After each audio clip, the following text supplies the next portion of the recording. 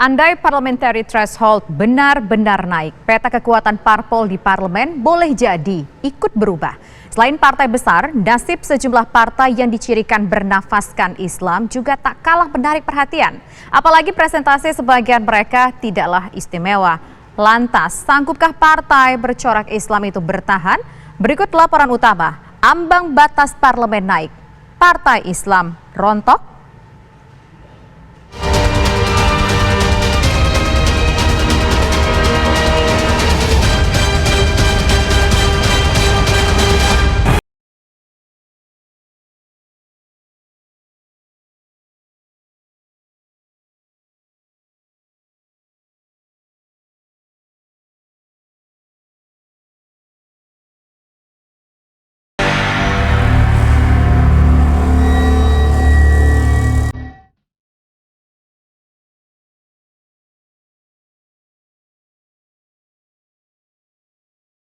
Isu kenaikan ambang batas parlemen menjadi 5% ditanggapi beragam partai-partai politik, termasuk sejumlah partai yang diidentikan berbasis Islam.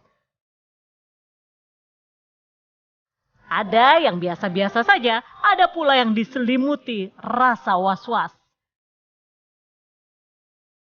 Di atas kertas, PKB, PKS, dan PAN cukup berada di atas angin jikapun ambang batas parlemen naik menjadi 5%. Toh dalam 10 tahun terakhir, perolehan suara ketiga partai itu relatif stabil, walau tak sampai menembus 2 digit. Tetapi pada prinsipnya ya PKB kalaupun itu terjadi ya tidak masalah. Karena waktu periode lalu pun PKB termasuk yang tidak masalah sekalipun parliamentary threshold dinaikkan menjadi 7-9%, yang akhirnya kan disepakati 3,5% ya. Jadi PKB siap saja ya, mau 7 mau 9 kita siap, kita akan melihat efektivitasnya, dampaknya.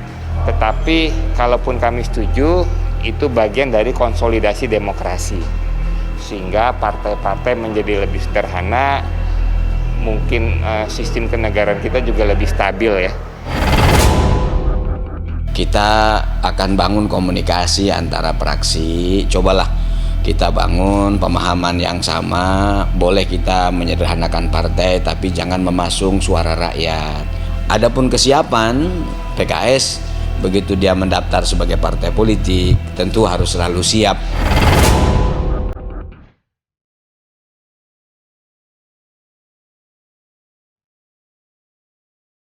Berbeda dengan PKB, PKS, dan PAN, situasi pelik membayangi Partai Persatuan Pembangunan P3 dan lebih-lebih Partai Bulan Bintang PBB. Dalam 3 pemilu belakangan, perolehan suara P3 berkutat di kisaran tipis 5%. Walau faktanya mereka pernah melampaui 5%. Namun pada pemilu terakhir 2019 lalu, P3 malah gagal meraup bulat 5%. Sementara perolehan PBB belum cukup diperhitungkan lantaran masih jauh di bawah ambang batas. Langkah berat PBB itu pun diperkirakan bakal menghantui partai baru berciri Islam seperti Partai Masyumi Reborn, Partai Umat, maupun Gelora. Bagi Partai Persatuan Pembangunan, parliamentary threshold itu tidak ada masalah. Tapi yang kami ingin tegaskan bahwa kita tidak ingin setiap pemilihan umum itu selalu ada revisi undang-undang pemilu. Seolah-olah kita selalu ingin melakukan uji coba setiap pemilu. Oleh karena itu P3 berpendapat bahwa undang-undang pemilihan umum baik pilpres maupun legislatif maupun pilkada itu sudah lebih daripada cukup. Dari dulu saya punya prinsip bahwa partisipasi tidak boleh dibatasi, dan untuk DPR thresholdnya tetap saja sebegitu. Toh batas maksimumnya kan tidak ada, tergantung kekuatan semua partai kan. Kami sepakat di PAN ini tetap bisa dipergunakan, masih layak dan baik. Oleh karena itu undang-undang pemilu masih bisa dipergunakan 2, 3, 4 kali pemilu lagi. Kenapa? Karena kalau dirubah juga saya sudah dengar nih, ya belum tentu akan jauh lebih bagus, belum tentu juga. Persoalan akan bertambah rumit jika ambang batas dipaksakan hingga 7%. Sebab selain membuat partai yang bercorak Islam semakin rontok, suara sah pemilih yang terbuang diperkirakan juga bakal melonjak.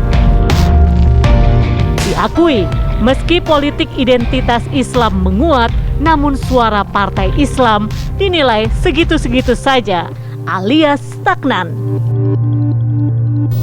Saya kira hanya akan ada 4 atau 5 partai yang akan lolos ke Senayan. Misalnya ada PDIP, hanya akan ada Golkar, ada Gerindra, mungkin juga PKB dan Nasdem. Jadi partai-partai di luar itu agak berat sebenarnya untuk melampaui 7%. Saat ini kan yang mencapai 7% kan cuma 5 partai yang saya sebutkan tadi itu. Sementara partai-partai yang lain harus berkelahi untuk lolos di Senayan. Apalagi pada saat yang bersamaan seperti PKS misalnya.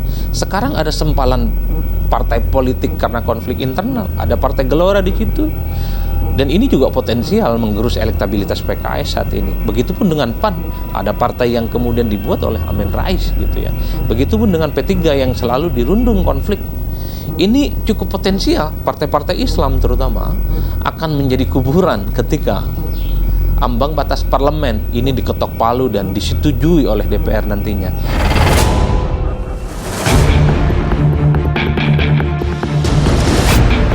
Menaikkan angka ambang batas parlemen dengan maksud menyederhanakan partai politik yang ada nyatanya dinilai belum efektif. Toh, partai yang lolos ke Senayan masih terbilang banyak juga. Di sisi lain, pintu bagi berdirinya partai baru seakan juga dibiarkan terbuka lebar. Kini, kemana demokrasi parlemen kita hendak diarahkan? Lagi-lagi dipertanyakan.